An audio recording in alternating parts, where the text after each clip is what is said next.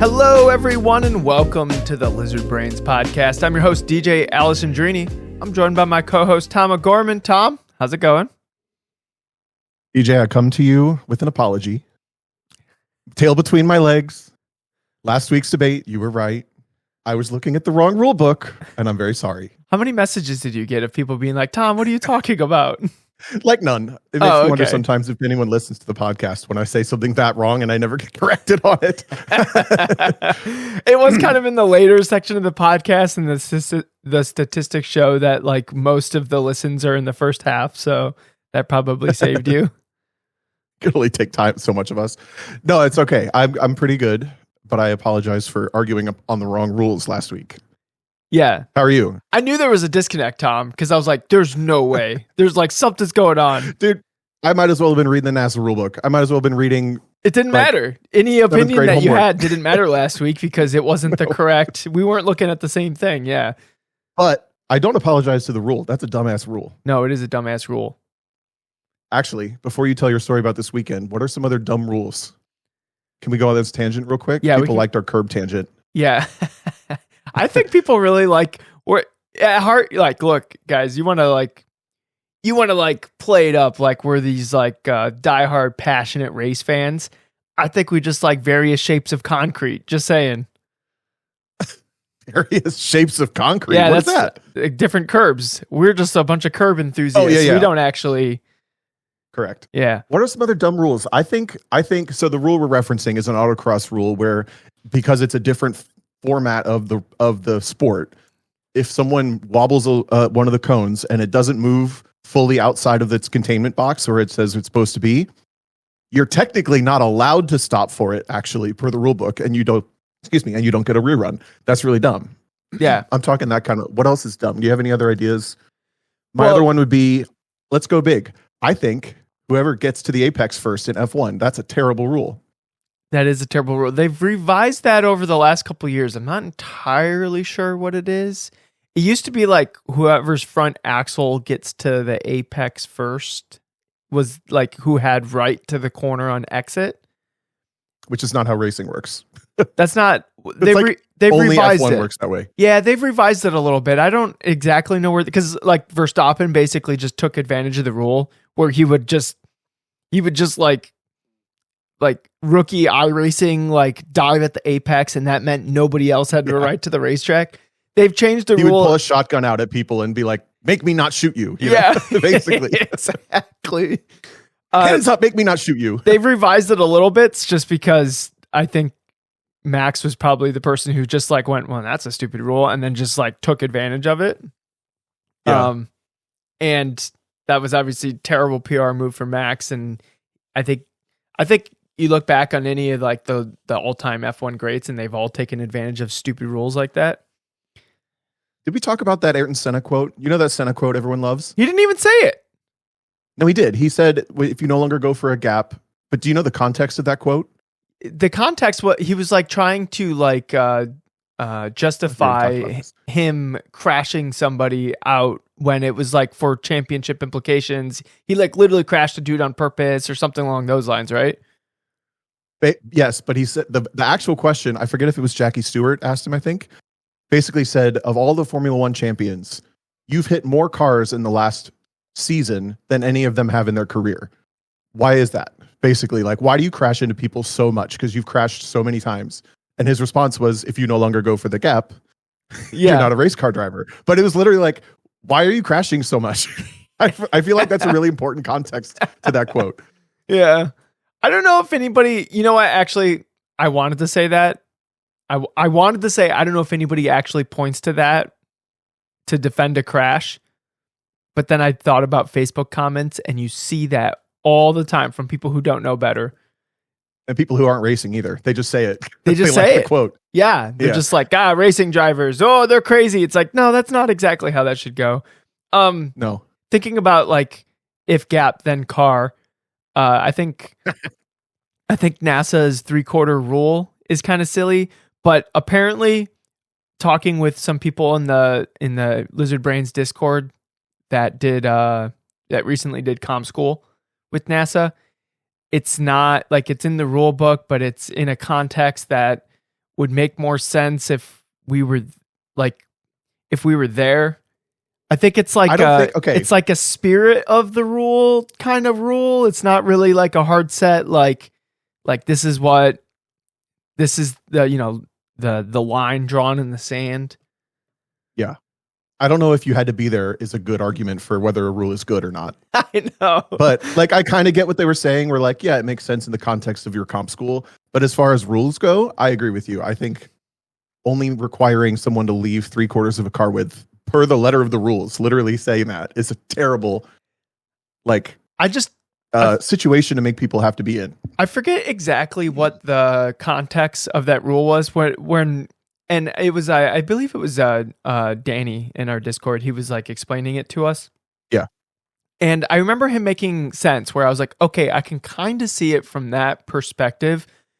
But then why have that in the rule book? Like there's so many other ways to phrase don't just meet somebody at the apex and expect room, right? Like for example, and I don't know if this is actually in the GLTC rule book, but it's basically implied at like drivers meetings where it's if somebody is alongside of you at turn in, then leave space and they're going to expect space. If they make the overlap after turn in, then there won't necessarily be space there, right? Like don't anticipate there being space there. And that's kind of what that 3/4 rule is explaining, or like that's what the context of it is you shouldn't be making overlap after turn in, unless you're Max Verstappen. And, but like, that's what that rule is implying is like that, don't expect there to be room if all of a sudden you just like straight line the apex and like you're mad that all of a sudden there isn't room for you.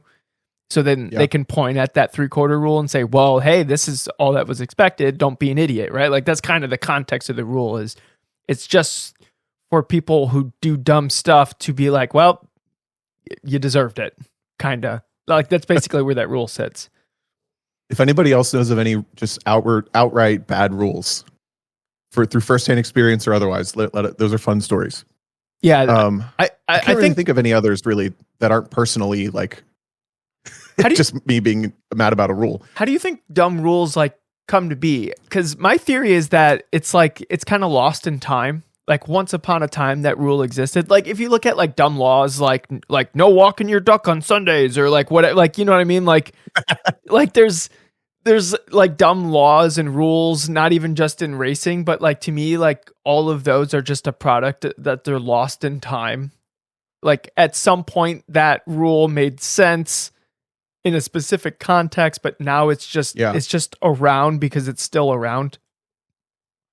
It's got to be either that outdated where it mattered at one point and now it doesn't, or two other things. Maybe one, the person hasn't experienced what they're trying to write rules about, especially with like not SCCA specifically, but a volunteer organization where there's like not a real rule book. Kind of, it's like we're all doing our best here to make a rule book.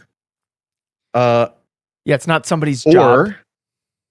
Yeah, it's like we're all doing our best here. Maybe that rule got through. Or the I had my other one and I lost it. How that happens. Oh, trying to quantify something that's not quantifiable. Like I think trying to quantify racecraft in words is kind of a waste of time because it's not a quantifiable black and white topic. So I think the rules should always be more in the like in a perfect world, it goes to a single person who makes a decision and what they say is good. And what they say is consistent, so you know what to expect. Yeah, and if you try to put anything that they think on paper, there's always going to be a contradiction in the scenario. So you can't write a black and white rule about something that's not black and white.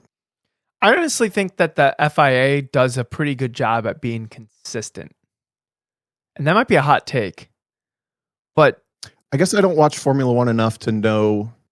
I really only started watching races in the last 2 or 3 years. Yeah. I've been watching it since 2014. Christine was watching it when I first met her. So I was like, whoa, okay, I better watch Formula One so I have something to talk about. Damn, cool. And so that's when I really started watching Formula One. She was a huge Danny Rick fan. So that smile. Yep. Gets him. That's who I was competing Diego with. asked. Diego asked if we agree with the vortex of danger stuff, which is a Randy Pope's theory that he talks about, where the distance between the car and the apex at turn in is on the inside of that is the vortex of danger. You shouldn't go in there if you haven't given them a reason to know that you're there already. Yeah, I pretty much agree with that.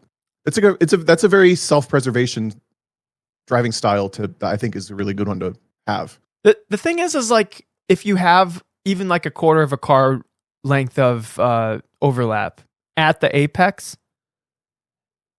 that's probably not going to turn into a pass anyways, unless it like sets them off guard into like the next turn and the next turn and the next turn. It's like a certain amount of overlap is only risk and never turns into a pass. So just try next lap. Like just try to get it done next lap, and hopefully you like more alongside, because there's a certain amount of space or a certain amount of distance you need to be up on the car to actually be able to have that turn into a pass. And then there's like that in-between zone where you're just putting yourself at risk and it's never going to turn into a pass. To me, that's like the vortex of danger. Yeah, I agree with you.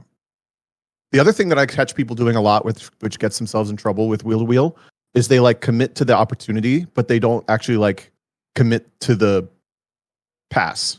So they're like, this is a champ car budget endurance series, like Cardinal Sin, let's say, where they'll race you to the apex, but then they get nervous at the apex because they don't really know where you are. So then they both get like, they get anxious, and both cars are like, yeah, but you're already in the corner. So like you were confident, but only halfway confident, because then you don't complete the thought. Yeah. So I always try to tell people, like, I feel like that's you got to learn. That's more learn dangerous. Right. That's more dangerous than yeah. Yep. So like if you're gonna go for a move, don't get nervous halfway through. That's as soon as you lose track of where that car is visually, you don't have to know where they are. You only have to give them space to exist. Yeah. That's kind of what I think of it as. Yeah, that's how it works. Do you agree? Do you agree if you come onto a long straightaway and you have overlap, like a tire overlap like this, flat hands happening, for the entire straightaway, that they've earned space? Yeah.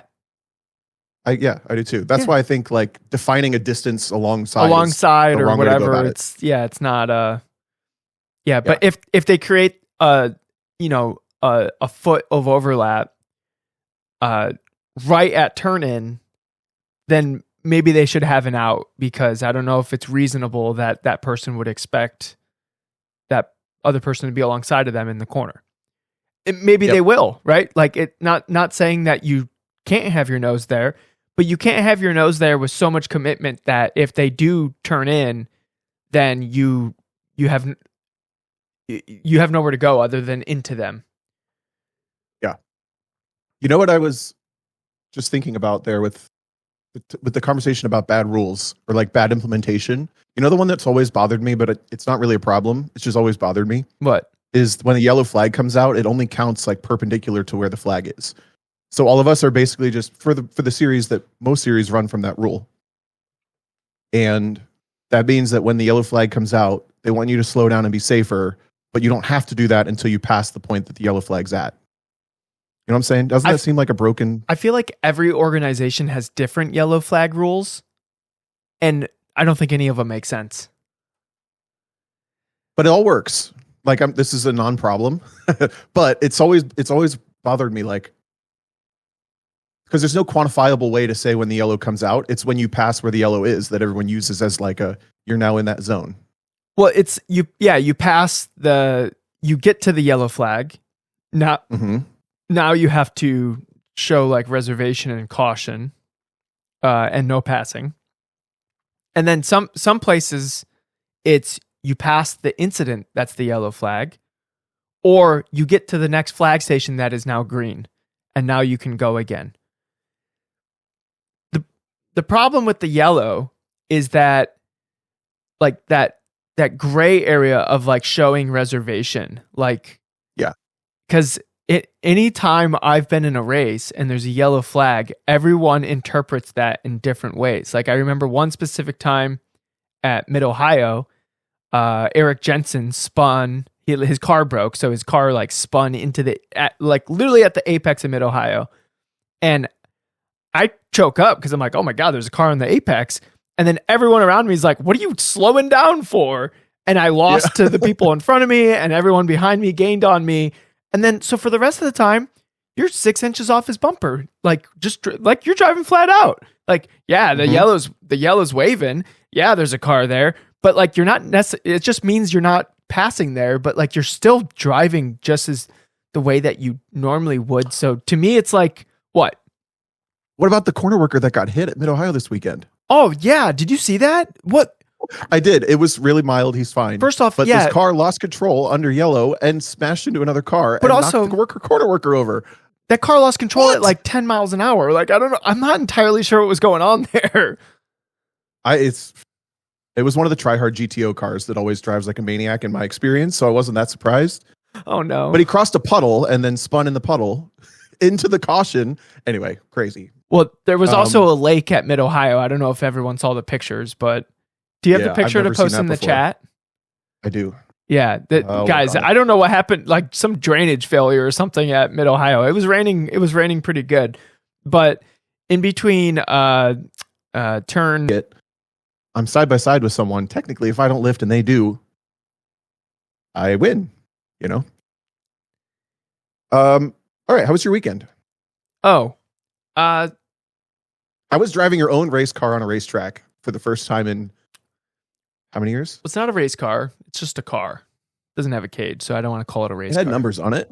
It did have numbers on it. I picked number 11 because that's the easiest number to make with tape. Just two pieces of tape. Womp womp. So, but you know what? I got red tape to match the vinyl that's on the car because it has little red stripes on it. Yeah. So that was an $8 purchase from Amazon for me. So I thought you would appreciate that, Tom. Instead of blue tape. Did you do it in italics? Block letters? No, and they were a little crooked too. So it was it wasn't. We're getting there. Yeah. It's the thought that counts. Anyways, it's been a very, very long time since I've driven my own car on a racetrack. I drove the Fit on a racetrack once. But then that didn't last long. Yeah, I was really bored of that. So I was like, oh, okay. I'm not sure if that's worth the money spent. And then before that, it was the GLTC car. So I drove once on a racetrack in 2022 in my own car. And the time before that was October of 21 when the GLTC car was crashed. And I haven't driven my own car since then on a racetrack. Was it stressful? No, it was so peaceful. It was so nice, Tom. So like, Tom, when we're driving other people's stuff, I don't know if you've ever thought of this because you're a maniac, but Tom gave me a weird face. I'm not a maniac. But I think, and I remind myself, the privilege that I have to be able to drive other people's stuff and the hard work that it takes for them to have that thing at the racetrack in a functional state. It is so hard to get a race car or to get a car or a race car, whatever, a vehicle to the racetrack in a functional state, let alone be competitive in any capacity, right? It is such an unbelievable amount of work. And they're trusting me to not cause them extra work because I put a wheel wrong or anything like that. So that isn't lost on me at all when I'm driving other people's stuff. Is I can't put a wheel wrong. I can't damage the car in any way. And if I happen to write a car off, I'm done. Even if I damage a car in any kind of way, I'm probably done. And for the last couple years, and probably for the foreseeable future, because it's not like my income has changed drastically, the only way I'm going to be able to compete on racetracks is in other people's stuff. So that means every single time I'm on track competing in somebody else's car, I'm competing with the knowing that if I mess up at all, it's over. I'm like, that's actively in your brain? It's something that I appreciate. When I'm competing, I'm focused on the task because that's what's going to net the most consistent driving and whatever. But the thing that I'm not doing is I'm not exploring the edges of and the nuances and the like outer areas of my own knowledge of driving. I am exploring that. I'm exploring it very tentatively. Yeah, I get it. So you're not taking risks, really. Yeah, You're operating within the known. I'm operating within the known, and I'm just like buzzing around like the outside of that, but I don't get to like play in that unknown like area. And I feel like playing in that unknown area is where a lot of growth and understanding and comfortability comes from. And I haven't done it in so long that getting to go out there and do that when the only repercussions is that I just cost myself some money and cost myself some hard work in the garage or time or whatever.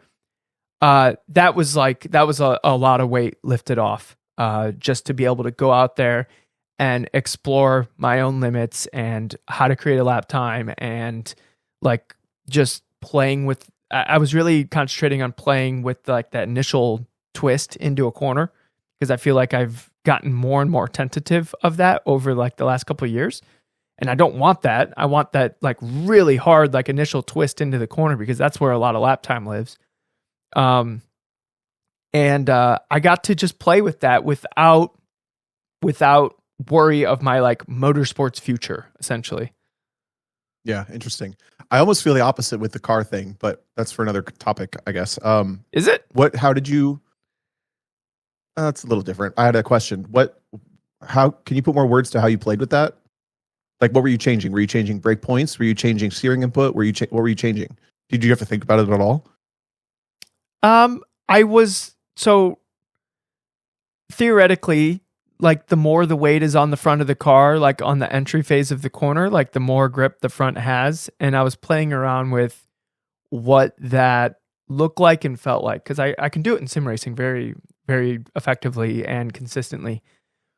But there exists in real life like a little bit of like, well, I can't just have the thing like monster twist in, and like if I met, because there is no reset button, like to dial that in is harder, especially when the stuff I've been driving lately costs more than my house.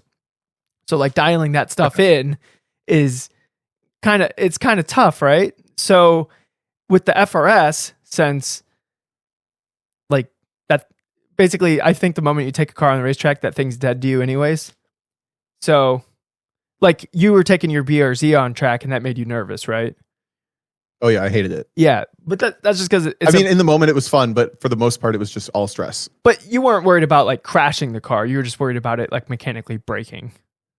Correct, because I know I'm not easy on cars because I'm good at driving. Like there becomes a point that you can't be mechanically sympathetic to a car perfectly. Like you're gonna go through brakes and tires and hit curbs and all this stuff. Like when you're good, yeah, when you're driving well. So it was a little faster to hold third through 8 and 9 at Gingerman, and it's followed by like a really long right-hander. And left-hander. No, the 7 is really long right-hander. I said followed. I meant led up to. Yeah. It is before that. Got it. Yeah. And I know like at least the FA24s, like that can be like really low oil pressure, and a super high revving long right-hander is like literally the worst thing for these FA motors. So like there was a part of me that's like, am I like getting low oil pressure right now? Like literally while it's like the car's like sliding at like 90. Yeah. So there was part of me that was like thinking that, but I'm like, there's so many people taking FRSs and stuff out here. If this was like the death of all cars, then people would be like, oh yeah, make sure you short shift through 7, 8, 9 and Gingerman, or you're gonna blow up your motor or whatever. So I was like, whatever. Also, if I do blow up that car, and I'm like kind of planning on it at someday that engine that has 94,000 miles on it will just give up the ghost. That's just part of using that car. Like I've already like reconciled it. Like someday that engine will blow up, and that will be a bad day, but I'll be able to deal with it.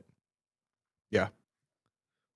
That's how I felt too when I had my cars, especially my S2000. For some reason, I just knew that car, probably because it broke every single time I brought it out for the first year. It did. But I wouldn't even start it if I didn't have to, because I was so worried about it breaking. Like I'd move it around off throttle, or like I would do everything I possibly could to be gentle to that car. I didn't like that. experience at all. I do think that there's like a certain comfortability with like a competence with wrenching where you're like, Yeah. like, you know, that you're going to be able to like, oh, that would suck if like something bad happened, but like it won't be the end of my fun with this thing or whatever. It's just a setback.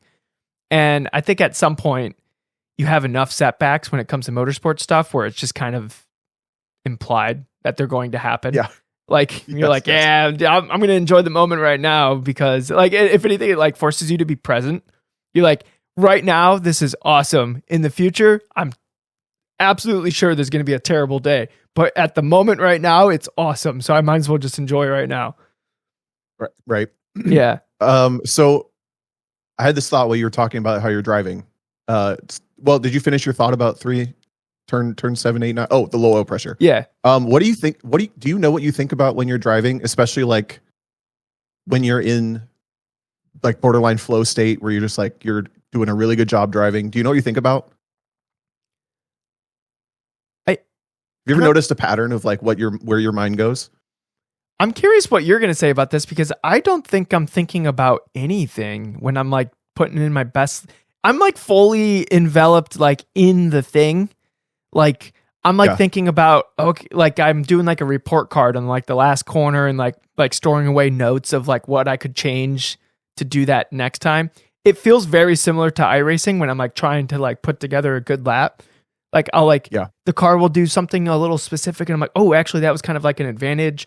Like let's store that one away. So like maybe I can use that in the next lap or like hunt for that feeling like again. aha moment. Yeah, exactly. So like you're kind of like stashing away information that like might be useful. Yeah. So I have two when I'm in what I've noticed this over 15 years or whatever. There's two places my mind goes. One is, especially if there's a predictive timer, I'm usually operating the predictive timer. Like if there's one in the car, like I've said, I could go for 24 hours. Like that little screen, like telling me a report card every time. Oh, I was probably looking at that more than my windshield. Right. Well, especially in in FRS, you're so slow. Yeah. I'm just okay, like, how many hundredths am I going to bleed because of that? I was looking at it mid corner. I'm motivated by that to take that report card. But the other place my mind goes is I create this fantasy where I'm the coolest looking car on track and all the corner workers and everything, like they're taking note of like how extra good I'm driving. I did think that. Like, I create this fantasy that like people are paying attention to what I'm doing and like it looks great and all this like that. That fantasy like spells me more and more and more too. I did think that, and that's like when things are going well. When I was going through 8 and 9 at Gingerman, the car was like full float, where like I could have not touched anything on the car and it would have ended up exactly where it ended up. Like it was barely connected to the ground, and I'm thinking this like I look over at the corner station, making sure there's not like a frantic yellow waving flag or whatever. And I did think to myself, this has to look cool from the outside of the car. Because when a car, and it's like very selfish, gliding, but it's funny. I think, but when a car's gliding around, it is very satisfying to watch.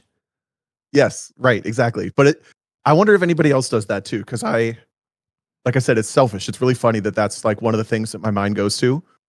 But for years, that's been the case. Like, especially in a endurance race or something where you have the time to actually like be in the car for a little bit. That's where my head's at. It's crazy. At one point, like half of the attendees at this track day that I went to, it was a Gingerman held track day, Tom. There was probably 20 people there.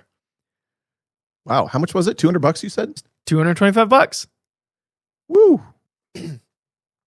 How often do they do that? We all left an hour and a half early. I ran out of gas and I was like, I'm not spending like Gingerman gas. I had like a fuel jug that I filled up.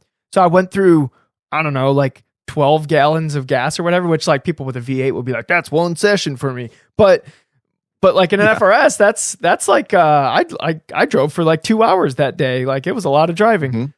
So I would say like a crowd of 10 people randomly. I don't know why, but they were like hanging out by like the flag station right before turn 1. And I thought, are they watching me go into turn 1? So like, were they? I don't know. But I had some awesome entries into turn 1 because all of those people were standing there. I was like, ooh, I really got to nail the entry here. This probably has way more effect in drifting, where like they're Probably, aware yeah. of how cool they look. Yeah, They don't have to maybe. create a fantasy of how cool they look. They actually look cool. But yeah, this thing that you brought up, it totally does live in the brain somewhere. But I don't know if I would necessarily tie it to like when I feel like I'm driving really well. Yeah. Okay. Yeah, I don't know. I'd be curious if anyone else has ever had that experience, or is that just like a self, what do they call that? Self-satisfying. Yeah, I don't know what it would be called, but yeah. But am I just a narcissist? That's what I was going for. Maybe on some level. Oh, Oh, damn. I'm half a narcissist.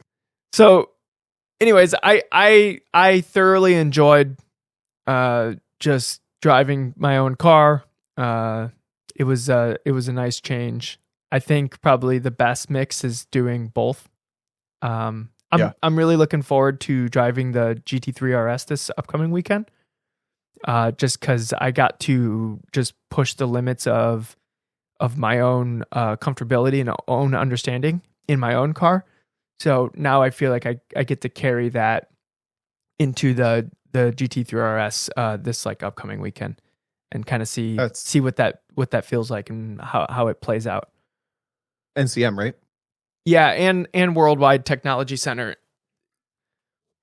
Oh, you mean Gateway? Gateway. I'll call it that when they pay me. Okay, well, whatever that company is. What's it called? Global TT Center or something? I don't know. Is that a company? Worldwide Technology? I'm assuming. I don't know. It's a terrible company name. It sounds like the big business that's like the enemy in the movie. I mean, it's just like WeatherTech Laguna Seca Raceway or whatever. Yeah, I don't say that either. Yeah, but whatever. That's the name of the racetrack. They were the first one to really brand their racetrack. You notice that? Laguna. They put it in video games and licensed it, and they started selling the name. Well, it used to be Mazda Laguna Seca, right? Right.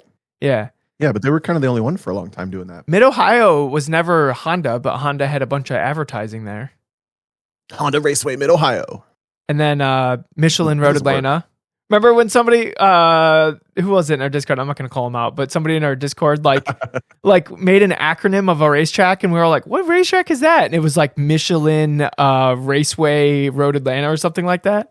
Yeah, and we were like MRRA. What is that? Yeah, we're like, what the hell racetrack is MRRA? Yeah, Renee, when she was my crew chief, she always would, in all the stuff for the race weekend, she would abbreviate things, and she would do WRLS for WeatherTech Raceway. Just organizing stuff on files and things. So every time I go back to my old hard drive to look for videos, I see this WRLS. I'm like, what the hell is that? Open it. It's a video of Laguna Seca. Never thought about that before. That's good. You had a good weekend. I did. And the car was reliable and it was fine. I'm driving it again at Mid-Ohio this upcoming weekend. I'm driving a lot this upcoming weekend. I'm driving Friday, Saturday, and Sunday. Friday, Saturday being the GT3 RS, and then I was supposed to be driving home from NCM. If you remember last podcast, I was saying I was going to go to NCM, and people listening to this are probably like, wait, how did you end up at Gingerman? Well, NCM was canceled. Apparently, like, we can't drive on track when there's tornadoes and stuff. Lame. So it's like, guys, come on. Driving in the wet's the best. Low consumables, even if there's a tornado. But this year's been rough for weather. I feel like isn't that the second Just Track It event that's gotten canceled this year for weather? They canceled Barber too. How does a track cancellation work for like an organization? Do they eat that cost, or? Every time I've dealt with a racetrack, either when I worked for SCCA as like a representative or for my own track days, it's like this game of chicken where the track cancels. If the track cancels, then they give you a refund. But if you cancel, then they don't. So you never want to cancel first until they bring it up, and then you have to like feel it out. Which is how you end up with these events where everyone sits around for 6 hours waiting for driving, right? Yeah. So in general, it's nice of them to at least think about it before the weekend instead of getting to the track and playing chicken. But it seems like Just Track It might be like Nabil, who owns it. He's probably pretty active, like looking ahead to be like, that's not going to work. Yeah. I bet a lot of organizations just try. But Nabil didn't eat that cost because I'm sure that's not an easy cost to eat. Yeah. It's because especially like if he had to eat the cost of Barber and NCM like in 1 year, like that would basically probably get rid of like basically any profit that organization would have for the whole year. So, but that's the risk. That's the risk you run into when you're renting these tracks. They probably give him another date, so he probably just has to sit with that like cash lost for a little while. Maybe. Sorry to discuss your business. Your business, it's good. A little weird of us, but yeah, that's every event. There was one event I worked at New Jersey, and there were these 2 giant storm cells coming through. I was working track night, so I was not in the position to like make calls. I had to do what they want. The track wouldn't cancel. And then it like the first storm cell came through, tornadoes, all this crazy like shelter in place. There was like a 45-minute window of dry, and the track was like, we're going to try to run your sessions in this window before the second cell hits. And I'm like, we know that second cell is going to be worse. Like we could see it's going to be worse. We know we're not going to get to drive. So we do the pace laps, and they're like, we're going to go until we can't, and I can't cancel because it's SCCA. And the second shell comes through, sure enough, and everybody's still got their cars off the trailer because they think we're going to go. And it's tornado sirens and everybody batting down the hatches, things like blowing across into people's cars. I'm like, man, we knew this was going to happen. I should have canceled this 3 hours ago and figured it out, Yeah. It's like all of these people are now packing up in the wet. Everybody's miserable. No one's happy about this. And we could have just canceled 3 hours ago and everyone. And it would be like, oh man, that sucks. It was a wash. Wait. Yeah. What happens with all those people and their entry fees? Because I'm not entirely sure how this works within like the HPDE world. I don't know because that wasn't my event. But I know the SCCA policy for that was a credit. And if somebody complained about the credit, they were generally pretty good about giving refunds. But I don't know how that works for the track. Like I think because we tried to run and then the track told us we couldn't, then they eat the cost, not the event. Well, but if I had gone to them 3 hours before and said I'm not going to run today, they wouldn't have given us a refund, is what I understand. Yeah, it's a little bit of a like it's in the track's best interest to not completely alienate the people that are willing to come there year after year, like a couple weekends a year, right? Because those are business partners essentially. So it's not in their interest to completely alienate the people who are willing to take the risk on renting the track. So they probably work with them in some capacity, and that's probably built into like the budget of the track that not every single weekend is going to go as planned. Oh yeah, I'm sure. Yeah, that's just event operating business, right? I mean, that's probably just the business of it. These would be great questions for Busby. So, oh yeah, we should have him on again soon. Yeah, we should. I want to hear him. He joined city council. We could probably have some really interesting stories, but they wouldn't be racing related. I think it would work. City councils in a small town in California has to be crazy.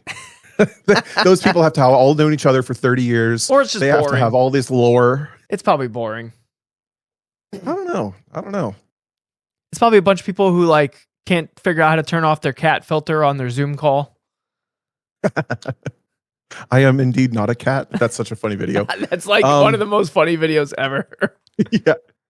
I also stayed up and watched F1 this weekend with a bunch of friends. We watched it, streamed it through Discord, and just watched it at our own houses. But I got why, like, it was one of the boring races. It was a very boring race. Yeah. So I can see where Formula One fans. I can remember, like, it reminded me why I don't watch every single race. It's like, damn, snooze. Normally, Suzuka is a little bit more interesting than that, at least from what I remember. But that particular, it was just like almost nothing happened. It was funny. Did you watch my favorite part of the race is when they're done with the race, and then the 3 podium people go into the room and they turn off all the music and you just hear the drivers like BSing after the race. That is by far my favorite like part of the whole Grand Prix. Sometimes I just skip if I'm like, yeah, I got spoiled. I know who wins. I just skip to that part when they're in that room and just like soak it in. Eavesdrop? Yeah, you're just eavesdropping. What's the craziest thing you've ever heard in that? I think one of the more funny things I've heard is because it became a meme. I don't know if it was last year or the year before, but because Max was on the podium every race, they just called it the Max Verstappen podcast. So okay. I think it was Lando brought up that he's like, oh, I'm happy to be on the Max Verstappen podcast. And Max wasn't happy that it was called that. And I found that very entertaining. That is funny that he doesn't like that. Yeah. What an enigma that guy is. I guess I don't watch. I pretty much turn them off if I watch. I turn them off right away. I've never thought to watch that part. Oh, it's so I know that interesting. the drivers hate that part though. They don't like being on camera. No, obviously not, because they're just trying to if you imagine like the moment you get out of the race car, there's a bunch of cameras in your face and you're like whether you're happy or not happy or whatever, I wouldn't want cameras on me the moment I jump out of a race car. But that's what they signed up for. Like that's part of the gig. Like, I mean, that to me, that's the interesting part of Formula One is like the human aspect of it. When they start talking about the cars and this and the tire management and blah, blah, blah, I kind of just glaze over. But when you get to like see the actual human at play, like to me, I wish they didn't have these like super high degradation tires that they have, where they like, because it forces like tire saving and multiple pit stops and stuff like that. I wish it was just like flat out you pit because it makes sense like some way, and it was like really like a test of the human. Like the cars are so physical and so brutal that like the human comes more into play. I think that would be far more interesting for me to watch. But I think I'm just more interested in like human performance than like mechanical anything. So, but that little glimpse at the end is interesting. And the reason I brought it up is after the this last F1 race, they were sitting in that room and they watched the highlights and they went, huh, not much happened this race, did it? Like those were the highlights? Like they were all like, wow, this like nothing happened this race. Yeah. You want to answer a question? Yeah, sure. Do you have anything else from this weekend? I don't really. I've still been trying to get my iRacing back above 2. Oh, how's that going? Because it was down to 110, down in the 1.5s for a little bit. And I swear, I gotta have every single time this game gets me a little bit, and then something dumb happens, and I have to quit for the night because I'm mad. Don't quit. You can't quit below 2.0.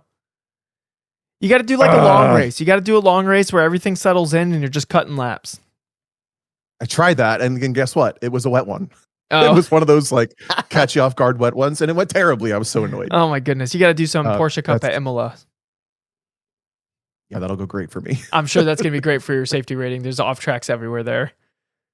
I hate that. That track drives me nuts. I love that racetrack. I'm sure it's fun in real life, but in that game, it drives me nuts. I've never driven it in real life. In the sim. Yeah, better watch out, Tom. I'll boot you off, and I'll give T-Vot. I'll bring T-Vot up on stage because I think he accidentally requested to speak like a half hour ago. You get Tony as your new host. Yeah. Co-host. All right, do the thing. Oh, sorry. Emails. All right, we got a good one from yesterday from our friend David. Have you ever met someone that's just slow as molasses when it comes to shifting? Let's just pretend such a person existed. What would your advice be? I've seen this in my data since I got my SSC car, which is autocross, and co-drove with a local fast guy. Shout out, Tom. 4 years later, I still haven't been able to fix it. And he sent a screenshot of data showing that he's slow at shifting, I think. Oh, yeah. It's kind of slow at shifting. That's super This image slow. indicates 0.9 shift for me and a 0.25 shift for my co-driver. What is going on there, David? You know transmissions are cheap in these things, right? Me and Peter got an interesting problem. Me and Peter got a new transmission in the SSC car for $100. You're gonna shift slow for $100? Are they really that cheap? Yeah, it was super cheap. I don't know where Peter found it, but it was actually a pretty decent transmission as well. Huh. I have had experience with people who are kind of slow at shifting, and usually pointing it out is enough for them to fix it. Yeah. So I'm intrigued that this is a 4-year problem. Maybe you need to do more events with more shifting because you're only doing it once per run. I don't know. The first advice I can think of is a lot of cars respond really well to like kind of preloading whatever direction you're going to pull the shift in. Yeah. And a lot of cars don't respond well to actually like muscling the shifter where you need it to go. I was really guilty of this in the S2000. Like shifting faster in my brain just meant like using my muscles and shifting harder. The actual faster way to shift and get better shifts was like having my hand on the shifter a little bit early, kind of pulling in the direction so that when the clutch comes in, it like springs into the next gear rather than me like shocking the system all at once. I kind of worked with the system and got way better. Yeah, it makes me think that David's kind of like, he's like, I push the clutch in, I move the thing, then I can get back and throttle and let the clutch out or something like he has too much like street driving into his shift where like you kind of like this, you try then to this, then this, then this. yeah, where you're like trying to smooth everything out, but really when you're competing in a car and it comes time for the shift, you're just trying to get to the next gear ratio like as fast as possible. And sometimes I see the slow shifts. I've been a slow shifter in the past. And then when I had the NC Miata and we had the data all hooked up, my co-driver at the time would always beat me on the shifts. And then I would be like, oh crap, I shifted slow again. And to me, that was, I think somewhere subconsciously in my brain, it was thinking these transmissions blow up all the time. And it did blow up. It blew up at 4,000 miles. So, yeah. But like, but it wasn't from shifting. It was just because that's what they did. But like, I think somewhere in my brain, like there was like this mechanical sympathy. But I think with the knowledge that an FRS transmission is like literally the cheapest thing ever, then just and also it's pretty easy to install. It's not really a big job. It comes right out. Everything's readily accessible. There's like no bolts that are hard to get to. It's relatively easy. So just freaking hammer away, dude. Get in there. And if his transmission breaks next week, it's not our fault. Throw another one in. Yeah. David, think about that with the, are you doing it too, I think it's either step by step or too like late where you're like reacting to the, I need to shift now, and you're doing it. Oh, maybe weird, like slow. I don't know. Let me look at the speed trace. Let us know. While you do that, I'm going to read the next. It kind of looks like a long clutch press. What's weird, and I'm sure it's just like GPS jitter, is that it's like not deaccelerating. That's what's weird. It makes me think that he hit the rev limiter and that's then what I'm saying shifted. Is maybe if you're doing it too late and then you're like, you should never be surprised about a shift. The only time that should happen is when something else has gone wrong. But then also this data looks weird because if you look at the green line, it never actually flattens or deaccelerates. So how is it accelerating when the clutch is pressed in? I would say that it looks like the green line shifted later. It does. So like the green line shifted later in the RPM. Yeah. But I don't know. But you see how the green line still like goes up a little bit? Maybe it's because of the hertz of the GPS. So it happened within like, that would be a really fast shift, shift within a tenth. So it doesn't actually like register I doubt it. But like, it's weird to me that that line never flattens out, because if it flattened out, that would indicate that the clutch is in. It can't accelerate when the clutch is in. You know what I mean?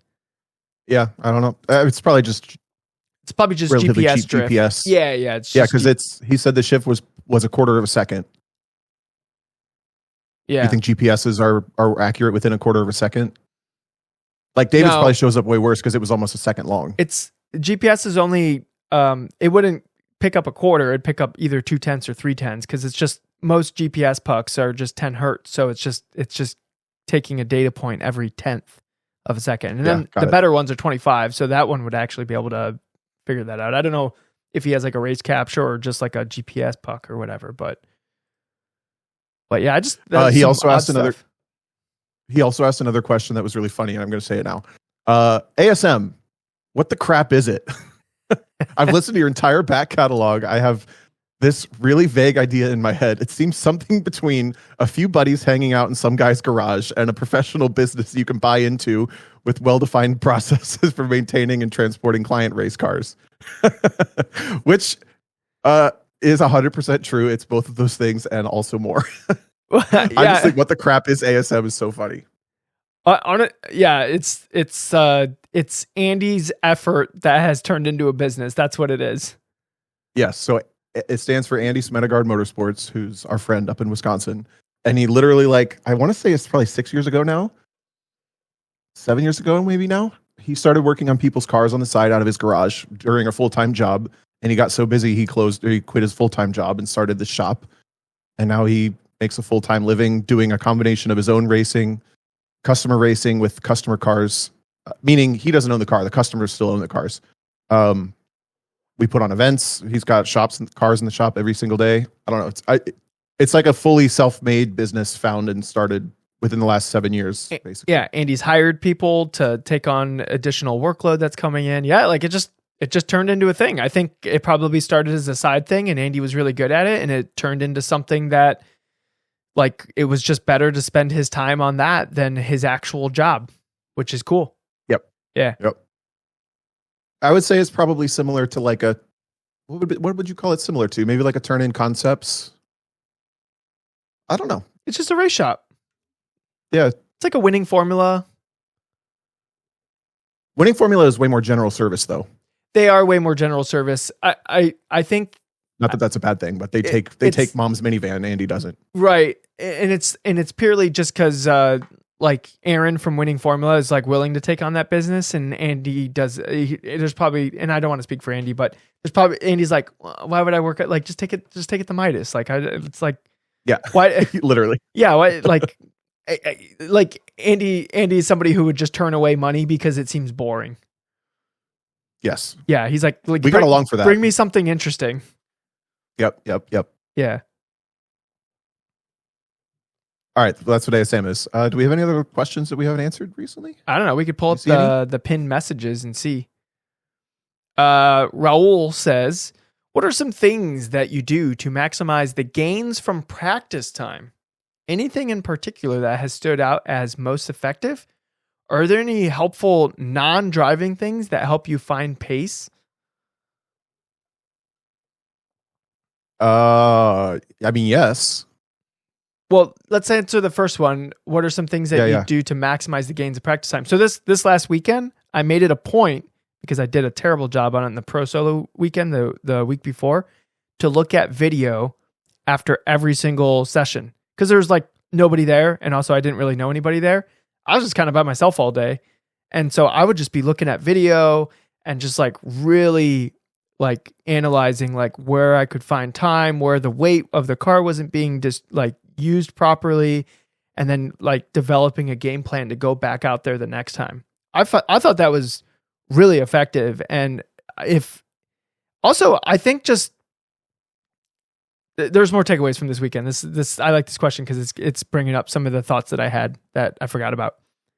Yeah. I think a lot of times when you go to the track, you're going there with friends, and you get distracted with like the hangouts, and the hangouts are great, right? And it's probably most of the reason why we go do that thing.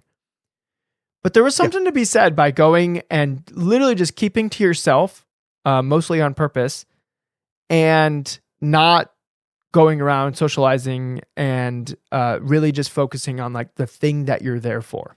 And I was there just to focus on my own driving. And so that's what I put my focus into like the entire day. So the ways to maximize the gains from the practice time is to be super deliberate. Be super deliberate with what you're practicing.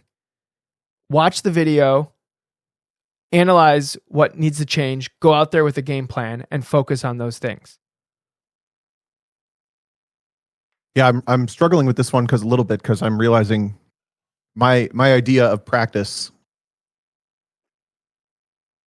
I can't remember treating something like practice very often in the last like long time, almost like maybe 10 years, which is probably a problem, to be honest. So I'm trying to relate to this question a little bit. Like, how do I treat, when I think of practice, I think of like the maybe 5 laps you get to do before you drive the car in competition, because of that's the way it works in SRO. That's the way it works in IMSA. That's the way it works in GLTC. That's like my exposure to practice is very, very small.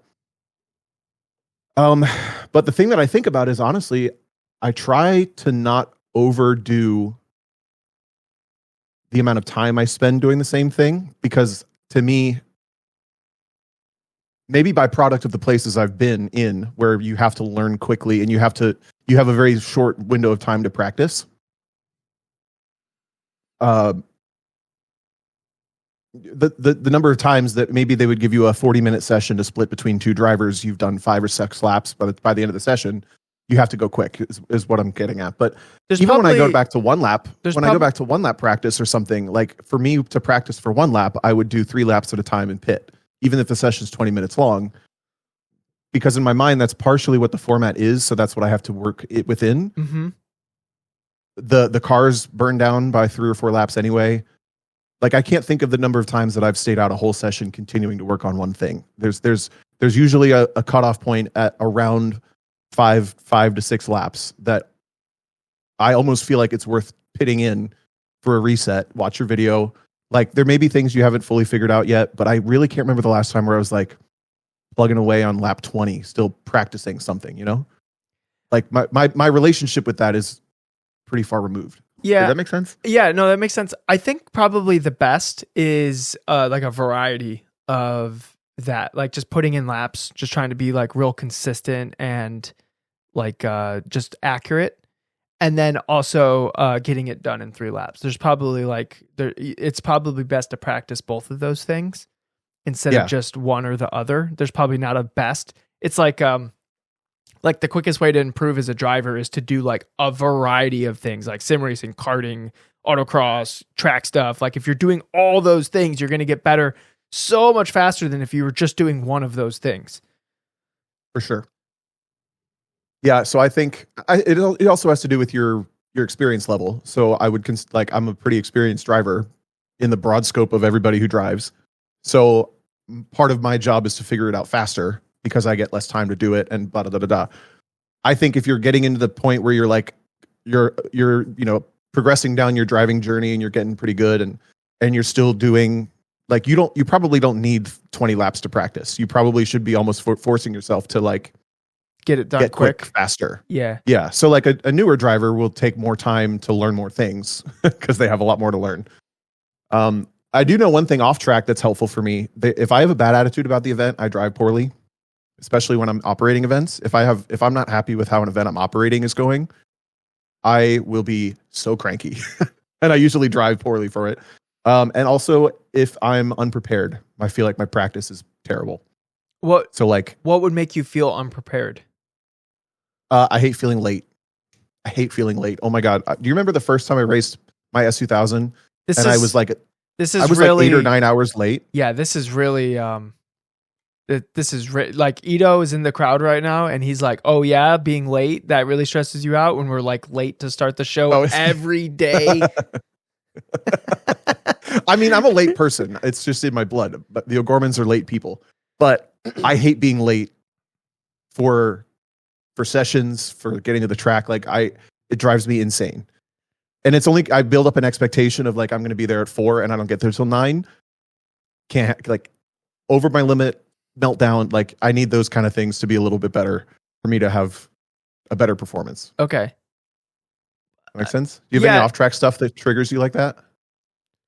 Apparently sleep. So yeah. That's probably my off track thing that's non-driving that will help me find pace. Yeah. I think also just limiting the chaos in your life will help you find pace. We've answered emails from people in the past where they feel like they've plateaued, and then we hear all their, hey, I've been trying this, I've been doing that, whatever. And normally when like somebody plateaus, it comes down to they're not really doing that many events and their life is pretty hectic and chaotic. And then that's probably part of the reason why they're not finding any additional pace. And yep. I think when you have a lot of chaos and hectic stuff going on in your life that doesn't involve racing, my running theory is that it interrupts like pathways that could be being formed in your brain to turn these things that we're like trying to turn into like subconscious executables with our driving. It limits the clearing of those pathways. So less subconscious executables actually get brought into the fold that incorporate your driving. So the not doing enough events and then also your life being chaos stops those things from becoming subconscious. And to me, the faster a driver is, the more subconscious programs they have running in the background. So any kind of interruption of those programs building just means that you're not finding pace. You're not finding time. You're not finding bandwidth. Yep. I don't know that we gave very concrete answers there, Raul, but good luck. Tough to think about. Yeah. You asked 2 dorks on a podcast. Yeah. That's our new name, by the way. Subtitles. Yep. Yeah. Mr. Brains, 2 dorks for the podcast. Is that just gonna be the title of the episode? It's so accurate. Oh, Raul just joined the podcast and he goes, late to my own question answered. Too Too bad you're never going to hear it. Yeah, it's a shame that we don't record this. Yeah. What are you doing this weekend? Ooh. You're going to 3 different events. I am. It's literally 3 different events. Speaking about chaos and hecticness, that does involve racing. See, that's different. If it involves racing, that's good. I'm jumping on a plane Thursday night, and I'm gonna go to Gateway. I've never been there. It's in iRacing, so I could probably do a couple laps to at least be familiar with where things are and what it looks like. It's pretty bland. It is pretty bland. That's why. So that's one of the tracks for one lap this year. And to me, It doesn't feel like there's a lot that the driver can do to differentiate themselves as far as like whatever lap time will end up happening. So that's part of the reason why Peter is the person qualifying us this year for one lap. Unless it's wet, then I'll drive. But if it's dry, Peter will do Gateway. It's like a roval. And I feel like the car's basically going to set, given some noise, like the lap time that it'll set. I think the GT3 RS would do really well there because it's just a fast car and it's a fast track. There's not like a lot of technical whatevers to the racetrack. So we're going there. I'm sure I'll drive like a session just to have data. And then we're just focused purely on Peter. And then at some point, we're packing up the car and we're going to drive 4-5 hours to NCM. And we were originally going to do Hedge Hollow, but that was canceled. I don't know why. It was canceled like 2 weeks beforehand. So now we're just going to NCM to make sure that we pass sound and give me some laps at NCM, which I'm never going to complain about. So that's awesome. Yeah. And then Mid-Ohio Sunday. Yep. And then I'm flying home and I'm going to get home around midnight. And then I'm going to get a couple hours of sleep, and then I'm going to go drive Mid-Ohio. Hell yeah. It's going to be awesome. This weekend, I'm going to Wisconsin because Andy's doing an event at... Do you know he moved shops? I've seen videos where his shop looks much larger now. Yeah, so we got a new shop that's literally on the front lawn of that little oval speedway that we do our events at. Oh my goodness. Like the building that's on your left when you turn into the racetrack is his new shop. That is perfect for Andy. So he's already we've worked with that track a bunch already. So he's like even more in there. Yeah. They share a building, like the offices for the racetrack are in the same build. It's like so perfect. Yeah, that is so perfect. They're doing an event up there. At some point, I'm calling it now. It's April 7th, 2025. At some point, Andy's going to own that racetrack. It's just going to happen. He's going to be like, I didn't mean to own this racetrack, but now I own the racetrack. Yep. I totally see it happening. And I think the question is whether they add more pavement to the racetrack before or after he buys it. Because they've been talking for years about a drift skid pad and stuff. Yeah. And the track's like, do whatever you want as long as you pay for it. They're cool. Yeah, that is cool. That'd be cool. Yeah, that'll be... Andy will be able to just do like a shakedown on a car. Like you're like, oh, it has an error when the trans temps get to a certain whatever. And you just go rip some laps on the oval and then be like, oh, yep, it triggered. Okay, cool. Now I can diagnose whatever it was. Yep. Yeah. It's the best setup. Other than maybe being located at a physical road course like Autobahn. Or like not having to drive around a lake for like most of your customers to get to you. Yes, that's true. That's true. Yeah. But cool. Yeah. Good for Andy. That should be fun. Is there any driving? Yeah. They're doing an event on the speedway on, now I forget if it's Saturday or Sunday because I plan to go up on Friday. But do you need your tires for the BRZ? No, but I can take them back whenever. I'll drive something else up there. Okay. I'm not hauling tires 10 hours with my car just to put Bridgestones on my BRZ 10 hours away from home. Come on. They got tires up there. I'll put them on that. Okay, fine. I'll put some GLTC tires on it. That is true. They have plenty of wheels and tires sitting around for an FRS. So I probably have wheels and tires still sitting around up there that I don't know about. That's funny. I'm not bringing more up there. Yeah. Oh man. Well, that'll be fun. On Saturday. Andy said so. Yeah, that'll be fun. Cool. It sounds like some people from the podcast are going too. So if you're in the Wisconsin area, where it's in Plover, he said if people right? want to come, just message me to get in, but it is pretty far away. Yeah. Cool. I think that's about it for stuff on the podcast. I was thinking that maybe we should have the podcast a little shorter since the statistics show that people tend to drop off like toward the end anyways. Do you remember when we started this? We were like, we'll talk for like an hour. First episode, hour and a half. Oh shit. Second episode, hour and a half. Nah, first one was like 45 minutes, Tom. Was it really? Yeah.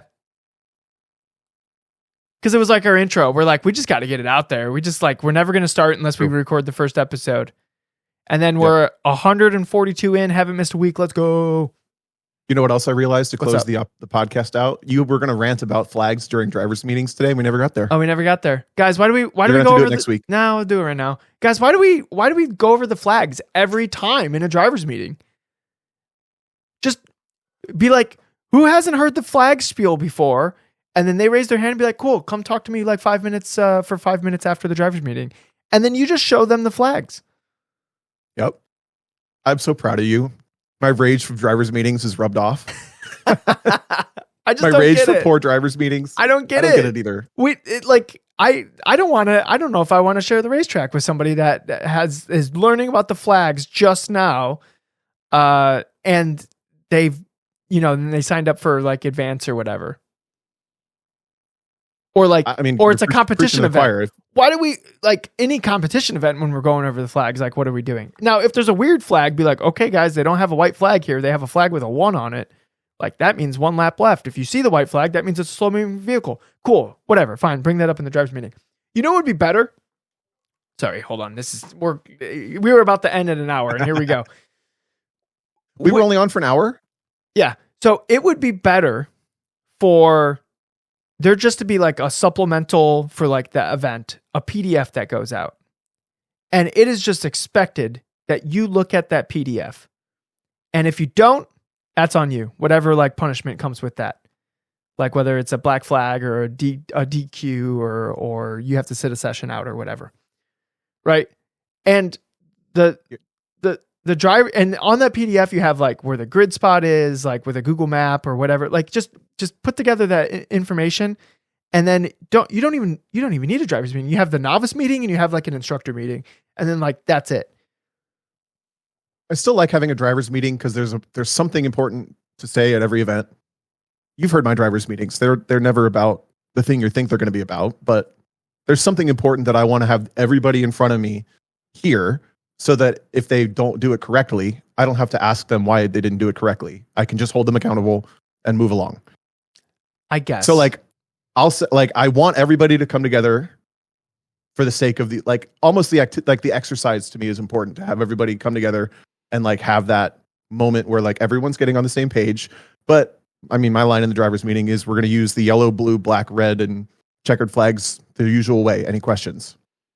And if you have a question, like, this wasn't the novice meeting. Why are you asking a question about a flag? I think, and if they don't know what to do, they look like an idiot on the first session anyway, because they don't know what the flags are. or I think probably not going like any questions and then allowing somebody to out themselves to the whole group. It'd just be like, if you have any questions, come talk to me after. That would probably be like the better. Yeah, but if they out themselves to the group, that's just, okay, we'll talk about what group you're in. Yeah, what I'm saying is you might have somebody that goes, I don't know what any of those are, but like, I hope somebody else asked. Oh crap, nobody else asked. And now here we are. That's happened very few times, but when it happens, to my point, you can like, I don't have to ask them how this happened. Like, I've already told you exactly what's going to happen. You didn't do that. I'm just going to hold you accountable through this conversation we're having. Yeah. Now, granted, when I do the novice groups, they get a whole thing about the flags, and then they also get a very friendly face and a very friendly conversation if they mess it up. Yeah. But I'm not doing that whole rigmarole with an advanced driver. No, don't do that. Come on, what are you doing? I'm sorry. I wasn't trying to like, drives me absolutely insane is when people they're on a different part of the Dunning-Kruger curve than they realize they are, let's say. Yep. And they need to be held accountable. I don't have any problem with that at events.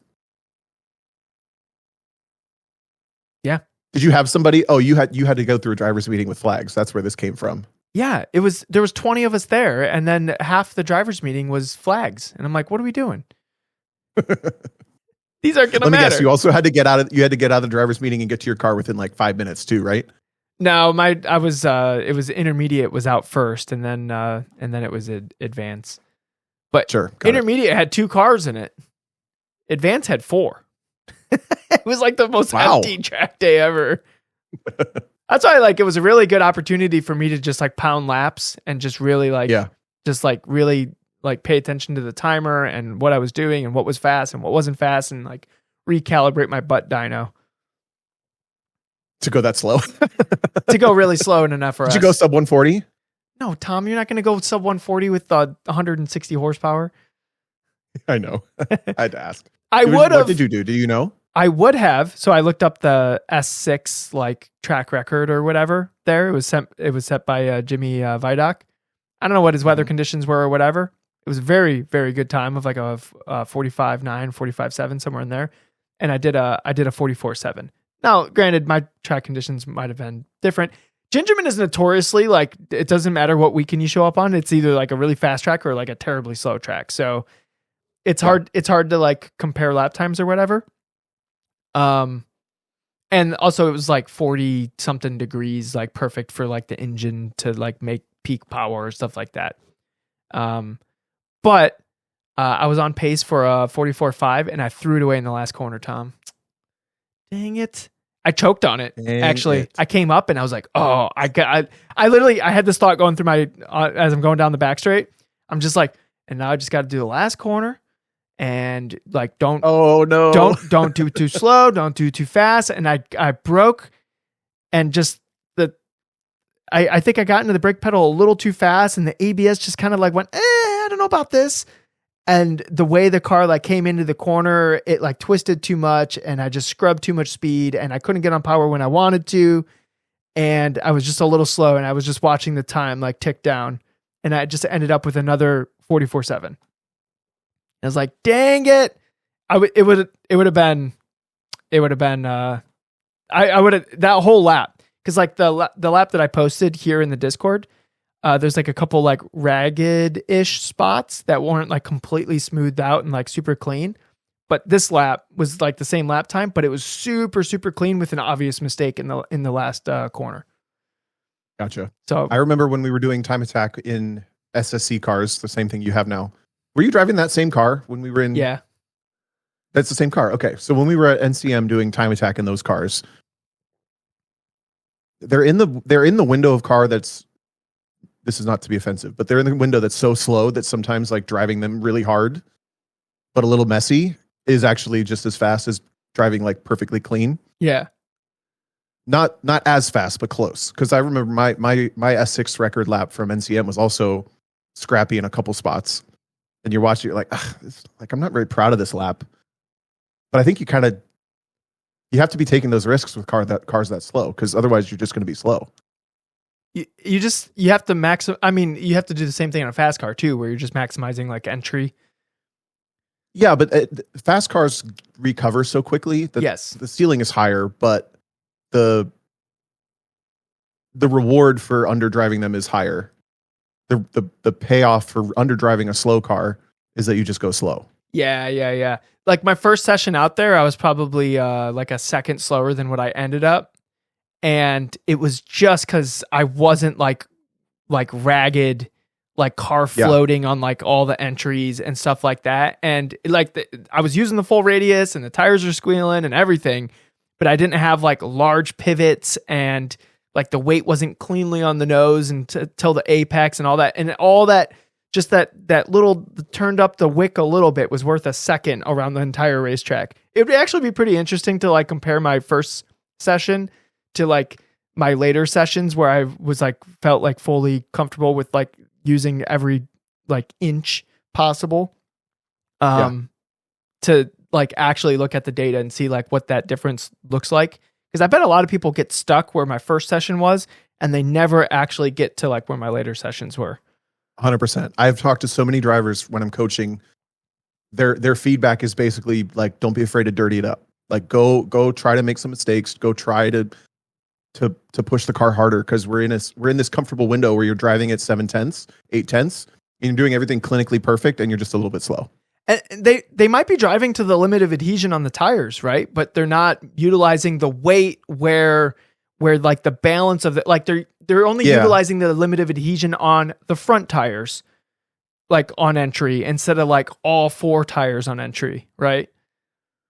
Yeah. Or they're afraid to turn the wheel past 90 degrees or something. You know, like they get locked into these little habits that I think are, you're a good driver, but they slow you down sometimes. And I think that this is way more common in fast cars, but I think it's something that drivers in slow cars get punished for more. Yeah. Because then you like look actually slow because your car's not doing all the work for you when you're a little slow. You also see it where like on exit, the car will be at the limit, like half of the car width away from, like, so they get on throttle at apex and the car like is at the limit until they get to like halfway on the track. And then the car just kind of drives out to the edge when it's not actually at the limit to like the edge of the racetrack. Totally. I think this is probably why the Miata has the reputation it does of making good drivers. Like, you have to learn how to drive in this way. You have to learn how to take the risks and like drive at the limit, sometimes like slightly over. I don't like the term like taking the risk though, because it's calculated. You know where it's at. Sure. But I'm saying to become a better driver if you get a, not to go tropes, but if you get a Corvette, doing the turns and the straights at 100% is way harder because of all that difference in speed and all this stuff, right? But if you get a Miata, you have to learn to take these risks for yourself, is what I'm saying. Because if you get to a limit of adhesion you're not comfortable with, that's under the limit of adhesion of the car, you're just going to be slow. Yeah. So everyone's like, oh, Miatas make the best drivers. But it's not because Miatas are good. It's because they're slow, I think. Cars like this, you know? Yeah, they're slow, but then also because they're slow, the way you're gaining time is like maximizing the entry to exit on a corner. Yep. And so you get you get more reps of what that feels like. So then when you do jump into a faster car, it's because the faster car, like just the consequences are going to be higher if you get that wrong. Purely just because you're going faster. So, what's the famous saying? It's not going fast that hurts people. It's becoming suddenly stationary. Yeah, it's the slowing down very, very quickly part. Yeah. So, I don't know. I hope you have a bunch of fun in Wisconsin, Tom. And Wisconsin, Tom. I'm wearing the hat. You are wearing the hat. It's just a winter hat, everyone, for the people listening on the podcast. When I lived in Wisconsin, I started wearing hats. Yeah. Changes a man. Does it? Yeah. Okay. All right. Well, I think we'll wrap up the episode here. Unless you got something else, Tom? I'm good. Okay, cool. I'll play the outro music. Thank you, everyone, for listening. Hey. Yeah, thanks for listening. This one's going to be specific. Raul, our listeners, racing his first GLTC at CMP. I love your hair and I hope you win. Oh, I was too early.